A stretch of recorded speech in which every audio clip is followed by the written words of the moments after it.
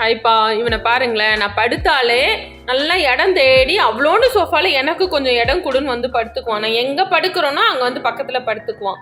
பசங்களை கூட இந்த மாதிரி பக்கத்தில் படுக்க விடுறது கிடையாது. இவன் வந்து படுத்துருவான். இவன் தான் பொறாம நம்பர் 1. அவ கிட்ட வந்து உட்காரக்கூடாது. சோஃபா காலியா இருக்கும். இவன் அப்படியே நடமாடிட்டு கிட்ட வரா மாதிரி இருந்தா நான் தான் உட்காருவேன்னு இடம் பிடிச்சிட்டு வந்து உட்காந்துருவான். நான் இவ்வளோ உட்காந்தா நடுவில் புந்து உட்காருவான். அவளை என்கிட்ட உட்காரவே விட மாட்டான்.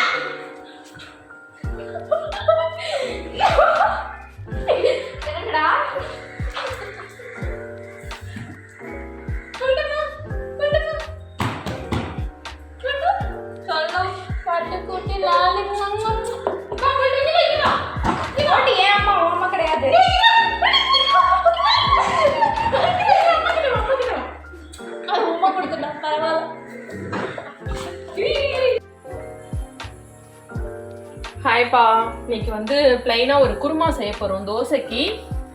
அது தக்காளி குருமா.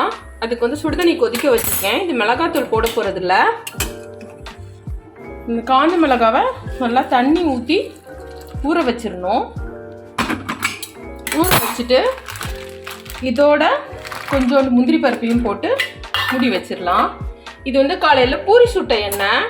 இந்த எண்ணெயிலே தான் நான் வந்து இப்போ இது தாளிக்க போகிறேன். எண்ணெயை கொஞ்சம் எடுத்து வச்சிடலாம்.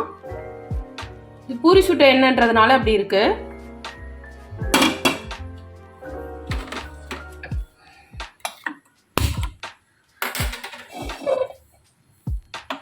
இது எண்ணெய் காயட்டும். இதுக்கு வந்து ஒரே ஒரு வெங்காயம், ஒரு 3 தக்காளி, சின்னதாக 3 தக்காளி எடுத்து வச்சுருக்கேன். இதை வதக்கணும். இஞ்சி பூண்டும் எடுத்து வச்சுருக்கேன். ஒன்று ஈஸிங்க. இதெல்லாம் வதக்கி அரைச்சி கிரேவி தாளிக்க போகிறோம். இது நல்லா ஊறட்டும். இப்போ தான் மிளகாய் பேஸ்ட்டாக வரும். எண்ணெய் நல்லா காஞ்சிருச்சு. தக்காளி வெங்காயம் போட்டுக்கலாம். அது கூட தேங்காயும் போட்டுக்கலாம்.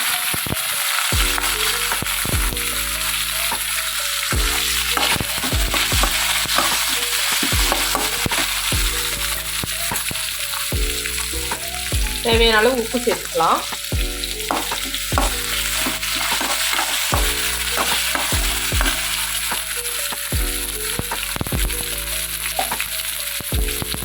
இது கூடவே இஞ்சி பூண்டு சோம்பு போட்டுக்கலாம்.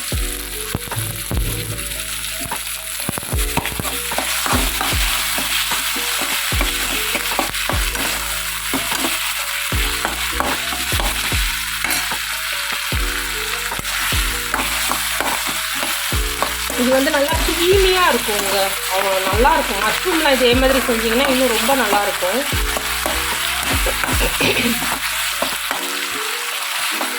நல்லா வதங்கட்டும். இப்போ நல்லா வதங்கிருச்சு.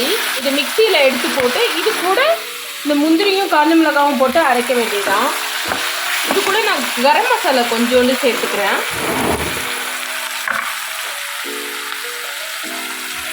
இவ்வளோங்க கரம் மசாலா. தண்ணி தேவைப்பட்ட இந்த தண்ணியை ஊற்றியே அரைச்சிக்கலாம். நாங்கள் பேஸ்ட் ஆக்கிடலாம். எண்ணெய் நல்லா காஞ்சிருச்சு. அந்த வதக்கின கடாயிலே தான் தாளிக்கிறோம். கொஞ்சம் கருவேப்பிலை, கொஞ்சம் புதினா, கொஞ்சம் கொத்தமல்லி.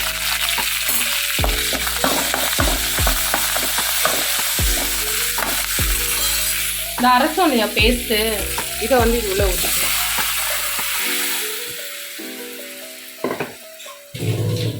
இதுக்குள்ள நீங்கள் உருளைக்கிழங்கு, மீல் மேக்கரு, பட்டாணி, மஷ்ரூம் எது வேணாலும் போட்டுக்கலாம். இது நல்லா கொதிச்சு க்ரீமியாக வரும். க்ரீமியாக வரும்போது நம்ம இறக்கிடணும். முட்டை உடைச்சு ஊற்றினாலும் டேஸ்ட்டாக நல்லாயிருக்கும். இது நல்லா கொதிக்கட்டும். என்னாச்சுன்னு திறந்து பார்த்துடலாம். நல்லா ரெடி ஆகிடுச்சு. கொதிச்சிருச்சு. அடுப்பில் சிம்மில் வச்சுருக்கேன் அடுப்பை. இப்போ வந்து கொஞ்சமாக கஸ்தூரி மேத்தி போட்டுக்கலாம்.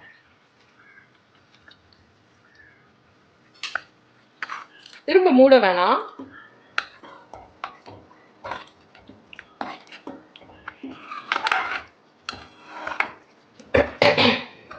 அவ்வளோதாங்க. இன்னைக்கு தோசைக்கு உங்களுக்கு க்ரீமியான ஒரு தக்காளி குருமா ரெடி. வாங்க சாப்பிடலாம்.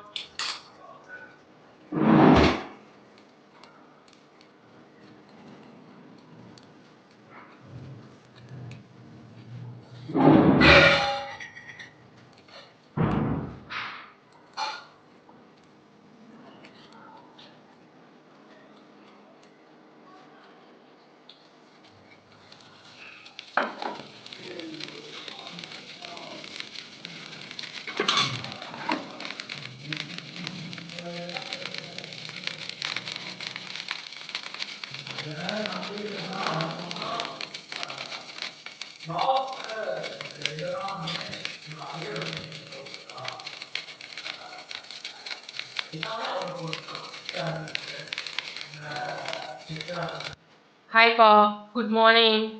இன்னைக்கு ஒரு ஃபேஸ் பேக் போடலாம்னு சொல்லிட்டு ஃபேஸ் வாஷ் பண்ணிட்டு வந்துட்டோம். இப்போ வந்து என்ன பேக் போட போகிறோன்னா, ஒரு 5 விதமான மாவு, அரிசி மாவு, கடலை மாவு, பைத்த மாவு, கோதுமை மாவு, மைசூர் பருப்பு, அரைச்சி ஜல்லிச்ச மாவு, இது 5த்தையும் மிக்ஸ் பண்ணி, இது கூட வந்து கண்டிப்பாக நீங்கள் வந்து ஆலுவேரா ஜெல்லு, அதை விட பெஸ்ட்டாக இருக்கணும்னா பப்பாளி நல்லா கூல் பண்ணி கூட கலந்துக்குங்க. இப்போ அதுதான் போட போகிறோம். நம்ம ஃபேஸ் வாஷ் பண்ணியாச்சு. மைசூர் மாவு, மைசூர் பருப்பு மாவு, கடலை மாவு, பைத்தம் பருப்பு மாவு, கோதுமை மாவு, அரிசி மாவு, இது கூட பப்பாளி ஜெல்லாவும் போட்டுக்கலாம். இல்லைன்னா பப்பாளி வாங்கி நல்லா கூல் பண்ணிட்டும் நீங்கள் மிக்ஸ் பண்ணிக்கலாம். இல்லைனா ஆலுவேரா ஜெல் மிக்ஸ் பண்ணிக்கலாம், ஹனி மிக்ஸ் பண்ணிக்கலாம், கர்டும் மிக்ஸ் பண்ணிக்கலாம். உங்களுக்கு என்ன மாதிரி பப்பாளி ரிசல்ட் எல்லாத்த விட ரொம்ப சூப்பராக இருக்கும். பப்பாளி கூல் ஆக்கிட்டு நல்லா இது பண்ணிங்கன்னா. இப்போ வந்து இதை பேக்கை போட்டுக்கலாம்.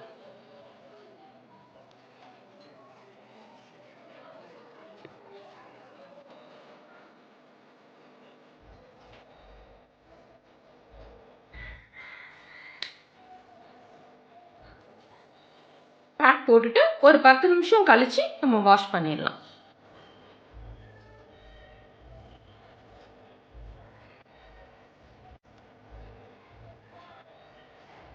பப்பாளி வந்து ஃபேஸ்க்கு அவ்வளோ நல்லாயிருக்கும். பப்பாளி நீங்கள் பப்பாளி வாங்கினீங்கன்னா நல்லா கூழாக்கிக்குங்க. நல்லா கூழாக்கிட்டு வெறுமனே ஃபேஸில் போடலாம். இல்லை இந்த மாதிரி அரிசி மாவு, கோதுமை மாவு, ஒவ்வொரு மாவோட கூட நீங்கள் போடலாம். இது எல்லாம் சேர்ந்து போட்டால் உங்களுக்கு ஸ்கின் பிரைட்டனிங் எல்லாமே கிடைக்கும். டைட்டாக்கும் நல்லா ஸ்கின்னை. நெக்குக்கும் போட்டுக்கலாம். 10 நிமிஷம் கழித்து வாஷ் பண்ணிடுறேன். 10 நிமிஷம் ஆயிடுச்சு. நான் போய் ஃபேஸ் வாஷ் பண்ணிட்டு வந்துடுறேன். ப்ளைன் வாஷ் தான் பண்ணணும். எப்பவுமே சோப் போட்டு ஃபேஸ் வாஷ் பண்ணக்கூடாது. பேக் போடுறதுக்கு முன்னாடி சோப் போட்டு நல்லா ஃபேஸ் வாஷ் பண்ணிட்டு வந்து தான் பேக் போடணும். இப்போ ப்ளைன் வாஷ் பண்ண போகிறேன். ஃபேஸ் வாஷ் பண்ணிட்டு வந்துட்டேன்ப்பா. பளிச்சுன்னு இருக்குது. உங்களுக்கு பண்ணதுக்கப்புறம் சிலருக்கு வந்து ட்ரையாக ஃபீல் பண்ணிங்கன்னா, பண்ணதுக்கப்புறம் இல்லை பண்ண முன்னாடி ட்ரையாக இருக்குது, பேக் போட்டால் இன்னும் ட்ரை ஆயிரும் அப்படின்னு ஃபீல் பண்ணிங்கன்னா, அது கூட ஒரு 1/2 டீஸ்பூன் இல்லை ஒரு கொஞ்சோண்டு ஒரு எவ்வளோ அந்த பேக் அளவுக்கு ஒரு 4-5 சொட்டு கோகோனட் ஆயில் மிக்ஸ் பண்ணி போட்டுக்கோங்க. போட்டிங்கன்னா அந்த ட்ரைனஸ் இருக்காது. ஸ்கின் வந்து நல்லா ஷைனிங்காகவும் இருக்கும், க்ளோவாகவும் இருக்கும். நீங்களும் இந்த மாதிரி பேக்கு ட்ரை பண்ணுங்கள். உங்களுக்கு இந்த வீடியோ பிடிச்சிருந்தா லைக் பண்ணுங்கள், ஷேர் பண்ணுங்கள், கமெண்ட் பண்ணுங்கள், சப்ஸ்கிரைப் பண்ணுங்கள். இன்ஸ்டாலையும் வனரோஜா மூவான்ற இதில் இருக்குது, ஃபாலோ பண்ணுங்கள். தேங்க்யூ, பாய். இப்போ குட் மார்னிங். இன்றைக்கி எங்கள் வீட்டில் காலை சாப்பாடு பார்க்கலாம். பழையது தொட்டுக்க மிதுக்க வத்தல், தூத்துக்குடியிலிருந்து வந்த நார்த்தங்காய் ஊறுகாய், செல்வம் ஊறுகாய், நல்லா சூப்பராக இருக்கும். இது வந்து வெங்காயம் பச்சை மிளகாய் வதக்கி, இது பூண்டு துவையல், இது மிதுக்க வத்தல் வறுத்தது. இன்னும் கொத்தவரங்காய் வத்தல், கத்திரிக்காய் வத்தல் எதுனாலும் நல்லா நிறையா தயிர் போட்டுட்டு கொஞ்சம் நீத்தண்ணியை ஊற்றிட்டு கல்லுப்பு கொஞ்சமாக கல்லுப்பு போட்டுட்டு இதுக்குள்ள கொஞ்சம் வெங்காயமும் பச்சை மிளகாவும் போட்டு பிசைஞ்சி சாப்பிட்டா எப்பேற்பட்ட உடம்புல இருக்க சூடும் போயிடும். அவ்வளோ டேஸ்ட்டாக இருக்கும். நீங்கள் முட்டை இருந்தால் முட்டையும் ஒரு ஆம்லேட் போட்டு சாப்பிடுங்க. பழையது எப்படி இறங்குதுன்னு பாருங்கள்.